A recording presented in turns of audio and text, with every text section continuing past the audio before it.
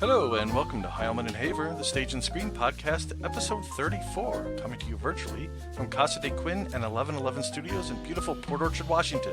I'm Greg Heilman. And I'm Matt Haver. We're two local actors looking to hone our craft by exploring the best in local theater and on the big screen.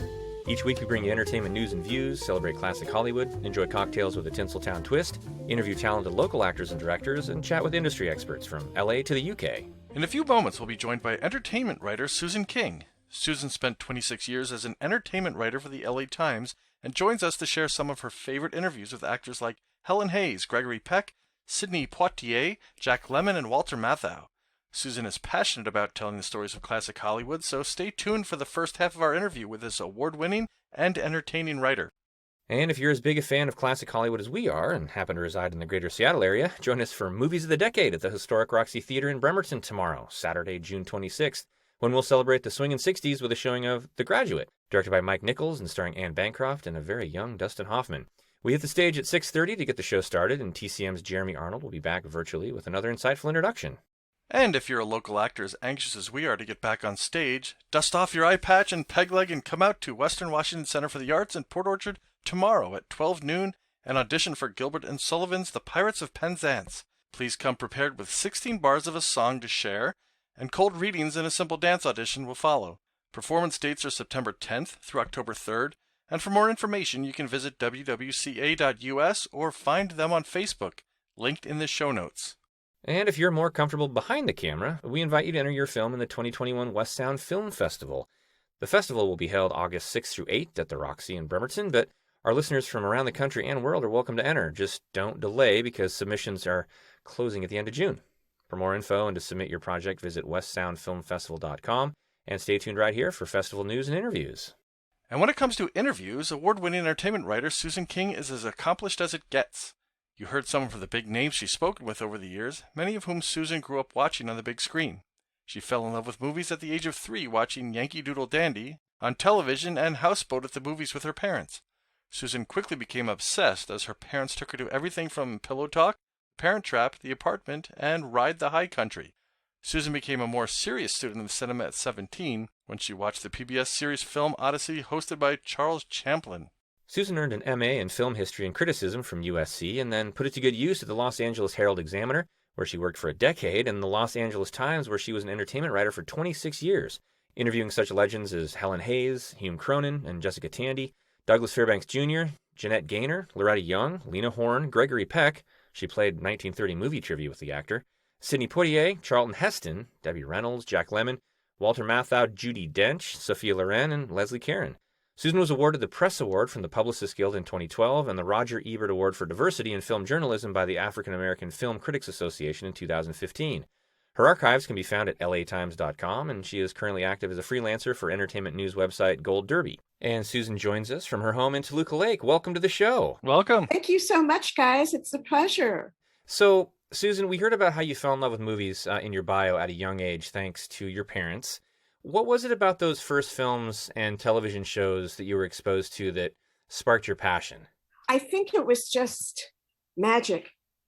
Going into a theater or watching certain things on television and the stories and the actors and the fantasy and being in a darkened theater and watch all of this show up, on the screen. I mean, my first movie that I remember was going to see at the drive-in Snow White and the Seven Dwarfs when I was 2.5, and my parents didn't tell me anything about it. So I spent a lot of time under the dashboard of the 56 Buick. And finally, they had to leave. So that didn't work out very well. And the first movie I saw in a theater was Houseboat with Cary Grant and Sophia Loren. And there was nothing scary about that. But I just couldn't wait to see more movies. And my mother was a stay-at-home mom and loved movies all her life. And she would sit there and tell me about everybody we were watching on TV. So at 2.5, 3 years old, I knew about Kay Kaiser and Ishka Bibble because one of their one of the Kay Kaiser musicals was on TV, and she was going, Ishkabibble, it's Ishkabibble. And so, at two and a half, 3 years old, I knew Ishkabibble. I fell madly in love with James Cagney, watching Yankee Doodle Dandy when I was about 3, and my mother had to let me know that he was much older than I thought he was, and therefore he could not wait for me to marry him. So it just always, and I was extremely well behaved as a kid in movies, except the Snow White incident. So, they could take me and I would just sit there and laugh and enjoy. So, we went to, my dad would be at the movies with me, but if it wasn't Wings or Hell's Angels or China Seas, he really, didn't care that much. But we went to Tom Thumb and Damn Yankees and Pillow Talk, Some Like It Hot. I wasn't allowed to see any Disney animated movies except for 101 Dalmatians because of my Snow White I was going to ask if that was because of the Snow White incident. Yeah. So they took me to the apartment at the age of 5. I couldn't see Sleeping Beauty, but I could go to the apartment. They did get a little upset about that. And I didn't see any of those classic movies till I was in college. There I was at 21, finally seeing Snow White, because they wouldn't let me go. Even like when I was 15, they said, no, you can't go see those movies. You can't see Fantasia. You can't see Sleeping Beauty. You can't see Bambi. Well, you're getting too big to fit under the dash of the Buick at that point. Yeah. And we didn't have the Buick anymore. And the Opel Cadet, I don't think we could have shoved underneath that, or the Dodge Coronet. So there was just some sort of magic. There's a scene in the movie, one of my favorite movies, because I was madly in love with Richard Farnsworth, and I thought he was such a great actor, and I got to interview him before he died. But in Gray Fox, he gets released from prison after all these years, and he's in some mining town, and he goes to see the Great Train Robbery, and all those men, their eyes are like this big watching the Great Train Robbery. And then at the end, there's a guy with the gun and he's firing, into the camera, and all the men go, oh, but there's this like joy and excitement. And that's what it was. And I love the stories, and it also, it helped me, it educated me in a way, both TV and movies, because especially TV, at a very young age, I was watching Biography with Mike Wallace, and I would get, the little, kids' bios on Lou Gehrig or Mahatma Gandhi or Clara Barton, or, I watched Newt Rockney, All-American, like got a book on Newt Rockney, and especially the Wonderful World of Color or Wonderful World of Disney, they would always do, they did like a Drummer Boy as Shiloh. So I went and got obsessed with the Civil War. And so it really, in a way, and there was a one called The Magnificent Rebel about Beethoven. And I went and there I was 7 years old reading bios on Beethoven. So it also was educational. It spurred me to read more about what I was watching. Yeah, it sounds like it was just part of your existence, part of your life. That was just an extension. And I was an only child, and we moved a lot, and I was sort of a geek. So this was, I loved watching the movies. And then, finally, when I was able to see some theater, it was even more amazing. Well, it seems like a natural extension then to go from that world where you're kind of just in with this, the movies and TV. You went to USC and received an MA in Film History and Criticism. Right. And then, and I can see this in talking to you about your natural curiosity, you moved from that into journalism. Oh, not originally. I have to, when we're talking about SC, when I was 17, PBS aired this 26-part series called Film Odyssey, hosted by Charles Champlin, who was, the be-all and end-all at the time at the LA Times. And it was the Janus collection of foreign and some American films. And that was another life changer for me. Jules and Jim and Beauty and the Beast and all of those, I had never seen movies like that. And it just opened up many windows.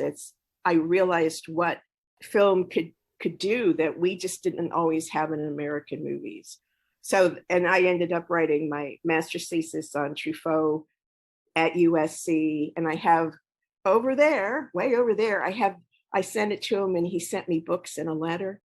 And I talked to him on the phone. Somebody said he was in town, and I talked to him on the phone December 6, 1977, and it was around 3:45. And that little voice, and he said, I have to turn down the TV, just out of Close Encounters. And so what was on TV at the time, I always tell this story, was The Gong Show. And Channel 7 was showing a very edited version of This Property is Condemned. And I don't remember what was on the other network. So I always wondered, was he watching the severely truncated This Property is Condemned, or was he watching The Gong Show? But getting out of USC, originally for years and years, it was determined that I would make a good librarian. And that was what I was going to be. I was going to go to, it wasn't really all my decision, but that was going to be, because they were crying for librarians. And so actually I went to USC this summer. I got out of college a term early, and I went that summer and took cataloging and classification. And it was just as exciting as you think it was. And it was horrible. And I was like almost ill. It was so, you know what I mean? It was just the worst. And when I came home, my parents said, all right, you can apply to the film school. And when we got back, I didn't know if they were accepting me or not, but they did. So that's how I ended up in the film school. And I was still thinking of like working in libraries, doing research and things like that. But nobody wanted anything. So I ended up typing slates at a videotape post-production company. I worked for one of the meanest men in Hollywood at his literary agency. And he had been around since the 30s. And we were only allowed to drink two Sparkletts containers a week, the staff, because he was so cheap. And Wow. And he had handled Fitzgerald and you name it, W.R. Burnett, you name it. So I went to the videotape post-production company where it was the Me Too movement for me for the entire 46 weeks I was there. It was, bad news. And a maintenance guy his wife was working at the Los Angeles Herald Examiner. They were moving to New York. They recommended me to, be a secretary because nobody wanted anybody with a degree in film history and criticism, And so if you could sort of type and answer the phone, you had a better luck at getting a job. A lot of male friends of mine, had really difficult times. And so I ended up at the Herald and I just worked my way up. And from 84 to 89, before it folded, I was writing movies and classic Hollywood type stories and TV and theater. I interviewed like Reuben Mamoulian, Joel McCrea, Helen Hayes, Douglas Fairbanks Jr., Tommy Tune, George Clooney when he had an earring and a mullet. You name it. Early Clooney. So I interviewed a lot of people, and when it folded, a lot of people from the Herald had gone over to the Times. I applied, and I was accepted over there, and I was there 26 years. You mentioned your Me Too movement experience. What was the newsroom like in the early 80s for a lady? Compared to what I had gone through at the videotape post-production company and the lit agency, it was Me Too, as long as with the Me Too stuff, it was pretty mild.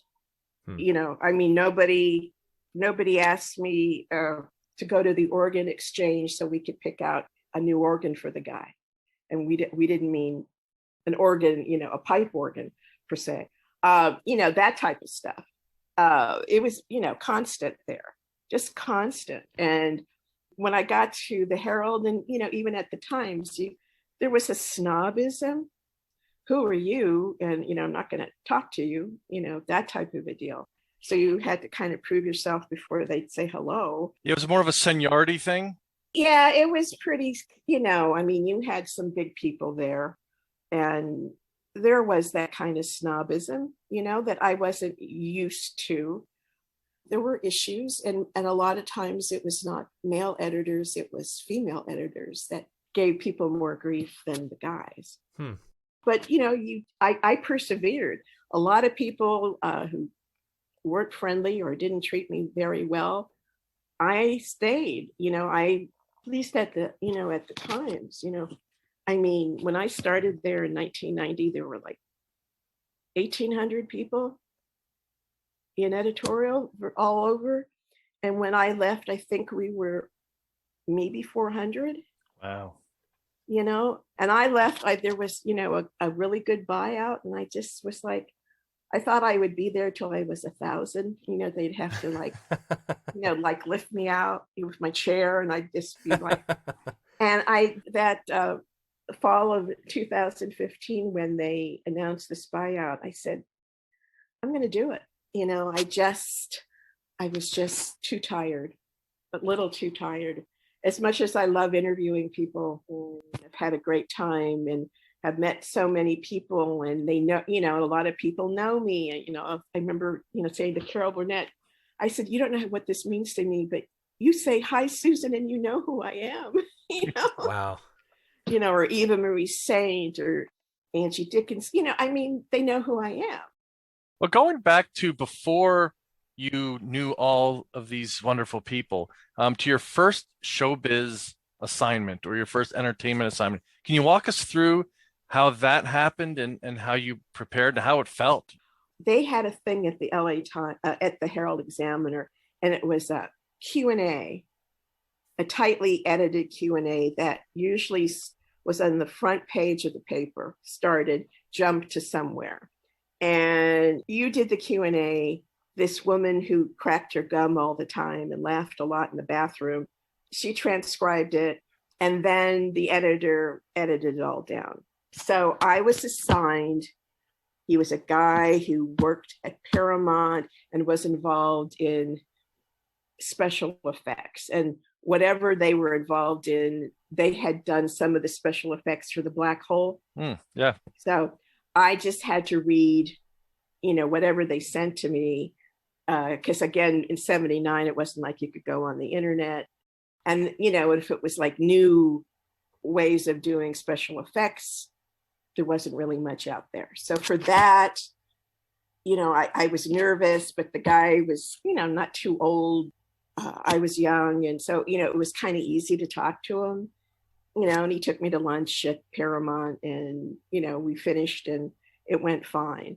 Then the first actor I ever interviewed was Barnard Hughes and his wife, Frances Sternberg. Barnard had won a Tony Award for this Irish play called Da, and they were touring in Da. And I had seen Da the night before. And I remember I got all dressed up, and I couldn't find, it was a bungalow owned by the Chateau Marmont. Couldn't find it. I'm walking around, I'm getting hot. I finally show up. I did research. And of course I knew his career, and I had seen the play, and they were lovely. They were both very lovely. And I went, I made it through. I was nervous, especially when I started doing bigger pieces, like real pieces. They sent me off to interview somebody, and I go, oh, I hope I'm okay. But everybody, I seemed to get along well with everybody. And especially if I really knew their careers well, that really helped. I did well with, old Hollywood types. There were just some really lovely people. Philip Dunn, the screenwriter and director, he wrote How Green Was My Valley, the screenplay, and he wrote the screenplay to The Ghost of Mrs. Muir. And in the 50s, he directed a few films, including 10 North Frederick and Prince of Players. He was lovely. And I remember his wife, who had been an actress, made the greatest grilled cheese I have ever eaten. I do not know what that cheese was, but it was like I wanted to become engaged to the grilled cheese because I had never tasted anything quite like that. Funny the things that we remember. Well, you do. You remember like in July 11th, I'll always remember 1984 was my first really big interview with someone I really liked. And that was Jeremy Irons, who I had seen in The Real Thing. And of course, Brideshead Revisited. He had done this really awful Volker Schlondorf movie of Swan in Love, and it was kind of based on true. It was awful. And he was doing a French accent, and Alain Delon was in it. And I had a horrible cold, and I was just hoping I didn't like sneeze over him. So I didn't, but we're sitting, and I was alone in a hotel room with Jeremy Irons. It was lovely. And he had a basket of grapes, which he put next to me on the sofa. Okay, and I had this clumsy tape recorder they had given us, what was about 90 pounds. I think it was the first. Had that, and he gets a phone call from Samantha Egger. Anyway, he goes, "Oh, Samantha." And so I need to turn off the tape recorder. And when I do, I knock all of the grapes on the floor. Oh. Oh, yes. All the grapes on the floor. And after he gets off the phone with Samantha, there we are, crawling on the floor, picking up grapes. So you talked about how well you got along with these folks, especially the classic Hollywood types. What character quality do you think is the most important for someone to have in your role? Is it resilience in a situation like that? Because those type of things are going to happen. Oh, yeah. It happened. Something close to that happened with Chris Plummer. Again, another like Chris Plummer. And yeah. we had a great 90-minute interview talking about live TV in the 50s and Ruth Chatterton flying her plane and, all this stuff. And when I go to leave, and it was at the Polo Lounge, I go to leave and I didn't know my purse was open and everything is falls out of my purse. And he goes, "Well, what is this?" And I go, "Oh, it's my coupon for dry cleaning." And then later I get a call like on Monday going, "No, you didn't get everything picked up. And Chris brought your brush and there was something else. And he left it at the ballet." So wow. I had to go drive, that week and pick it up. And I was so embarrassed, but I don't know if it's resilience. I don't gush over people, but I make sure they know I know stuff. Like with you, I just talk to them. I don't sit there.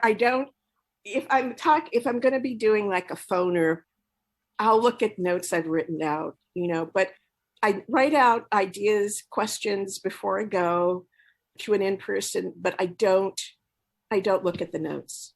It's just for me. And then, because you never know, you have to be prepared that they may want to talk about something else, or you don't know really how it's going to go, and flexibility then.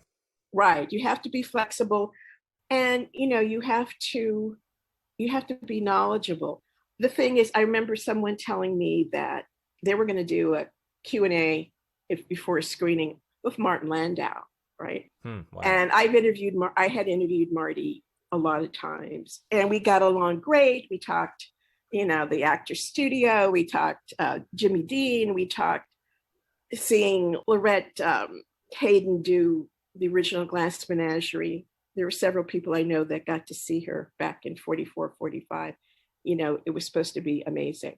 And we just got along great all the time. And this person said that she saw something, on YouTube of some young whippersnapper or something going up to Martin Landau and saying, what have you done? That type of a deal. And he got a little upset. And I remember in 1988, I interviewed Helen Hayes at the Beverly Hills Hotel. There was I don't know if it's still there, but there was a restaurant near the pool. And that was a hangout for her. She was 88 and it was friggin' Helen Hayes. So, and she had some, young woman driving her around, and at first I started talking to her and she was, okay. Oh, right. And I said, oh, my mother saw you in Mrs. McThing on Broadway in 1952. And it meant a lot to her. And then she mentioned something about Coquette and that she had done Coquette on Broadway. And I said, is that the same Coquette as the Mary Pickford movie where she won the Oscar? And she suddenly brightened up. And all of a sudden we just started talking because when she would bring up Jean Fowler, I knew who she was talking about, or Barrymore or Robert Walker or whatever. She was great. And at one point she said, dear, are you 90? Because I was keeping up with her and I wasn't showing off, but it was once she realized that I knew who she was, I knew her career, I knew her movies, it changed.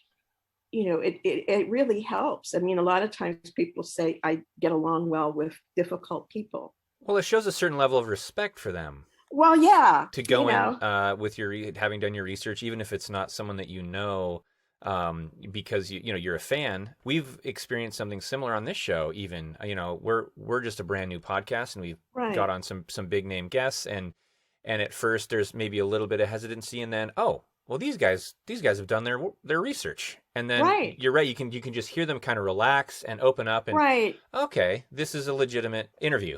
Because I think there are, I know there are people out there who they don't have a hit, if it's 5 years ago or 10 years ago, if it's past 10 years ago, they just don't know. Yeah. And I try to keep up with everything, if no matter age or, I look at TikTok. I mean, I look at animals basically, oh my goodness, but still I know what's going on. I know who people are. I try to keep in touch with everything. You stay hip. Well, I've had too many problems, staying a little too hippie. But yeah, I mean, I think you have to be resilient. You have to be fast, fast on your feet. It is hard when somebody is a horrible interview, no matter what you do. They're terrible. And I always feel like I turn into Chris Farley.